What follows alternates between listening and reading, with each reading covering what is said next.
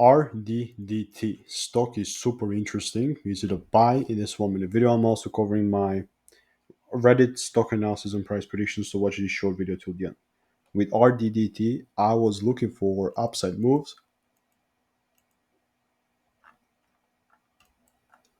and upside moves is exactly what we got, but not in a way that I, loved, because I never took a trade here because the price never gave me the rules. I still have this demand zone, and the only way that I'm going to continue and be bullish is if the price gives me a little retrace, gives me the rules, and then I take it higher. But if it doesn't give me the retrace and hits my rules, then I'm not really buying. It's simple as it is. So I'm gonna go to the 4 2 hour chart. Keeping an eye on Reddit. There's a lot of hype around right now, but I'm sticking to my strategy and not trying to FOMO into anything. So if you want to learn my strategy for absolutely free, check the first link in the description, and I'll see you in the next video. See ya.